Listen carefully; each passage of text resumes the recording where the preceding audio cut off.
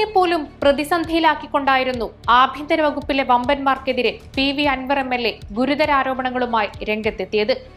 MLAയുടെ വെളിപ്പെടുത്തലിന് പിന്നാലെ മലപ്പുറം മുൻ SP സുജിത് ദാസിന് സസ്പെൻഷനും കിട്ടി. ഇപ്പോഴിതാ സുജിത് ദാസിന് നേരെ ബലാത്സംഗ ആരോപണം ഉന്നയിച്ച് രംഗത്തെത്തിയിരിക്കുകയാണ് വീട്ടമ്മ.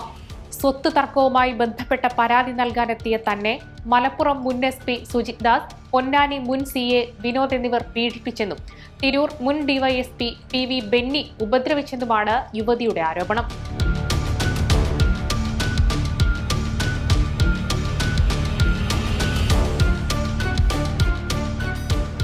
സുഹൃത്തായ കസ്റ്റംസ് ഉദ്യോഗസ്ഥർക്ക് വഴങ്ങിക്കൊടുക്കാൻ SP ആവശ്യപ്പെട്ടെന്നാണ് യുവതി മാധ്യമങ്ങളോട് വെളിപ്പെടുത്തിയത്.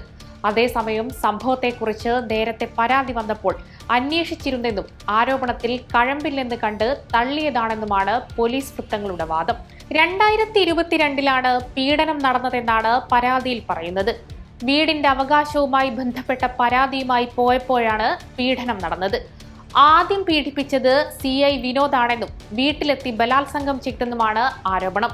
പരാതി DYSP ബെന്നിക്ക് കൈമാറിയെന്നും എന്നാൽ ബെന്നിയും വീട്ടിലെത്തി ഉപദ്രവിച്ചതായും വീട്ടമ്മ പറയുന്നു. വിഷയത്തിൽ പരിഹാരമില്ലാതെ വന്ന സാഹചര്യത്തിലാണ് മലപ്പുറം SP ആയിരുന്ന സുജിത് ദാസിനെ കണ്ടതെന്നും എന്നാൽ സുജിത് ദാസ് ബലാത്സംഗം ചെയ്യുകയായിരുന്നുവെന്നും യുവതി ആരോപിക്കുന്നു. പുറത്തു പറഞ്ഞാൽ കൊന്നുകളയുമെന്ന് സുജിത് ദാസ് തന്നെ ഭീഷണിപ്പെടുത്തിയെന്നാണ് യുവതി വെളിപ്പെടുത്തിയത്.